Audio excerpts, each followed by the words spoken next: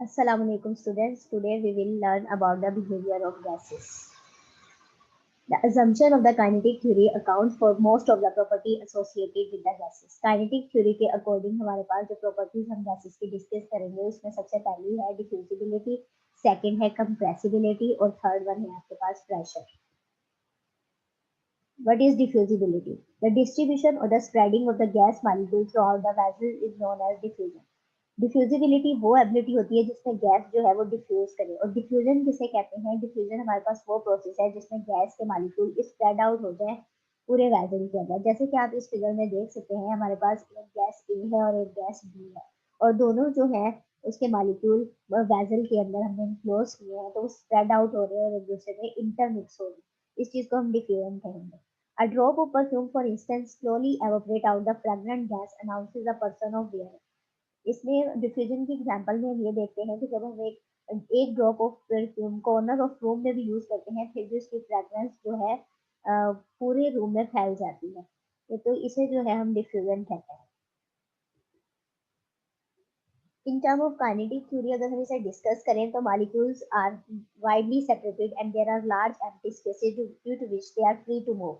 हमें पता है कि काइनेटिक थ्योरी के अकॉर्डिंग मॉलिक्यूल ऑफ गैस जो है वो वाइडली सेपरेटेड होते हैं और उनमें एम्प्टी स्पेसेस भी ज्यादा होती हैं, इस वजह से वो फ्रीली मूव कर सकते हैं और इसी फ्री मूवमेंट की वजह से गैसेज जो है वो इंटरमिंगल इट मीन इंटरमिक्स हो जाती हैं। जैसे आपने प्रीवियस स्लाइड में गैस ए और गैस बी को आपस में मिक्स होते देखा और फिर उसके बाद पूरे वेसल में सेपरेटेड हो जाती है। और जो डिफ्यूजन के अपोजिट प्रोसेस होता है उसे हम डिफ्यूजन कहते हैं। अब डिफ्यूजन क्या है? The process in which a gas passes through the pores और tiny hole in the vessel. जैसे कि आप फिगर में देख सकते हैं यहाँ पर आपके पास वेसल में होल है और उस होल में से गैस के मॉलिक्यूल पास हो रहे हैं। इस चीज को हम डिफ्यूजन कहते हैं और एग्जांपल में आप देख सकते हैं the air effuses from the tyre. बिल्कुल वैसे जब जैसे टायर पंक्चर अगर हो तो उसमें से एयर इफ्यूज होती है एटमॉस्फेयर में, इस प्रोसेस को हम इफ्यूजन कहते हैं। उसके बाद है कंप्रेसिबिलिटी। कंप्रेसिबिलिटी क्या है? All the gases are easily compressed और स्क्वीज्ड। गैसेस जो है वो स्क्वीज हो जाती हैं, कंप्रेस हो जाती हैं जब हम उन पर प्रेशर अप्लाई करते हैं। और काइनेटिक थ्योरी के अकॉर्डिंग गैसेस जो है वो लार्ज एम्प्टी स्पेसेस की वजह से भी स्क्वीज हो जाती हैं। इसमें आपके पास एग्जांपल है the molecule come closer air for instance squeeze into automobile tyre. बिल्कुल वैसे ही जैसे ऑटोमोबाइल टायर में हम एयर को स्क्वीज करके फिलअप कर देते हैं, कंप्रेस करके पहले प्रेशर अप्लाई करते हैं फिर एयर कंप्रेस हो जाती है, एयर गैस है और फिर कंप्रेस होने के बाद हम उसे टायर में फिलअप कर लेते हैं। और इसी तरह वैल्यूम की भी एग्जांपल आप ले सकते हैं।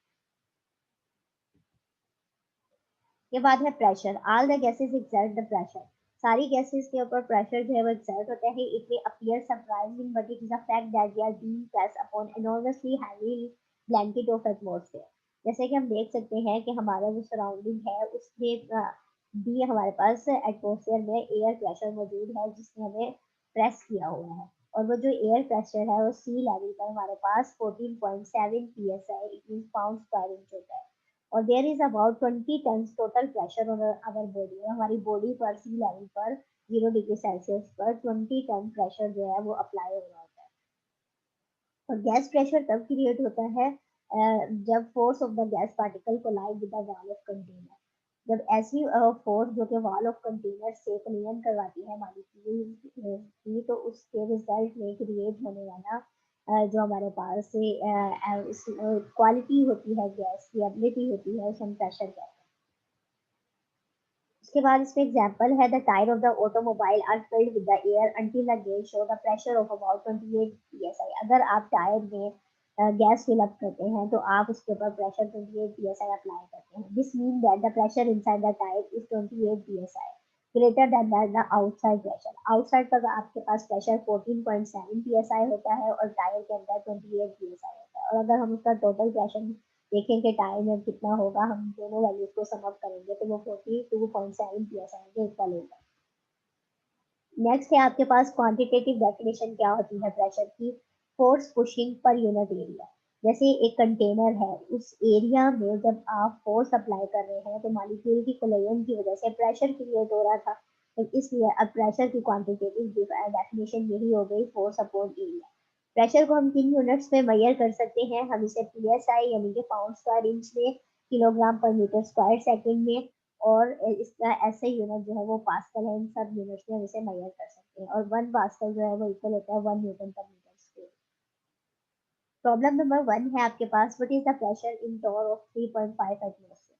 अब हमने ये बताना है एटमॉस्फेयर में जो है टोर की वैल्यू कैलकुलेट करनी है। टोर भी जो है यूनिट है प्रेशर का, तो 1 एटमॉस्फेयर जो है वो 760 टोर के इक्वल होता है।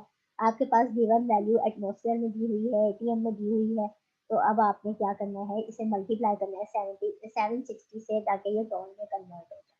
तो 3.5 एटीएम को आप 760 टोर से मल्टीप्लाई करेंगे तो आपके पास वैल्यू आ जाएगी 2660 टोर।